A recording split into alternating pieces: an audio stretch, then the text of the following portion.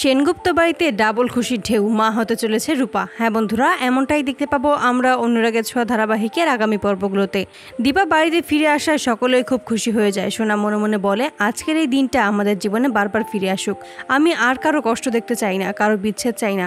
আমি চাই আমাদের সেনগুপ্ত পরিবারটা আবারও আগের মতো এক সুতোয় বাঁধা থাকুক। আমি মাকে আর কোনো কষ্ট পেতে দেব না। মা আমার জন্য অনেক কষ্ট পেয়েছে, অনেক কষ্ট করেছে, নিজের জীবনের ঝুঁকি নিয়ে আমাদের সবাইকে বাঁচিয়েছে। এবার আমরা সবাই মিলে মাকে বাঁচিয়ে রাখবো, মাকে আগলে রাখবো। রূপা তখন সোনার কাছে এসে বলে, তুমি কি ভাবছো? আগের কথা মনে করে মন খারাপ করে বসে থেকো না হিংসুকুটি। এখন থেকে দেখবে আমাদের সবকিছুই ভালো যাবে। বাবা মা এক হয়ে গেছে, আমরা আর কোনোদিনও বাবা মাকে আলাদা হতে দেবো না। সোনা তখন বলে, তুমি ঠিকই বলেছো রূপা, আমি আর কোনোদিনও মাকে ভুল বুঝবো না। কথা বলার মাঝখানে হঠাৎ করে রূপার মাথা ঘুরে যায়। রূপা তখন ভাবে, হঠাৎ করে এখন কেন মাথা ঘুরছে, কিছুই তো বুঝতে পারছি না।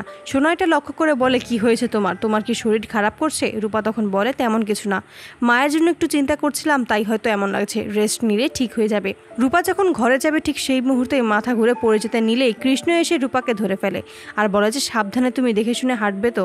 সোনা তখন বলে, রূপার একটু আগেও মাথা ঘুরছিল। তখনই দীপা বলে, তুই কি অসুস্থ? দীপা তখন বলে, না মা, আমি ঠিক আছি, একটু চিন্তার কারণেই হয়তো মাথাটা ঘুরে গেছে। কিন্তু দীপা রূপার কোনো কথাই শুনে না। তখনই ডাক্তারকে ফোন করে এবং সেনগুপ্ত বাড়িতে আসতে বলে। সেখানে এসে রূপাকে চেক আপ করে। রূপাকে চেক আপ করানোর পর ডাক্তার বলে যে, চিন্তার কোনো কারণ নেই, তেমন কিছুই হয়নি। এতে করে সবাই অবাক হয়ে যায়। রূপা অসুস্থ বোধ করছিল, কিন্তু ডাক্তার বলছে রূপার কিছুই হয়নি। সকলেই ঘাবড়ে যায়।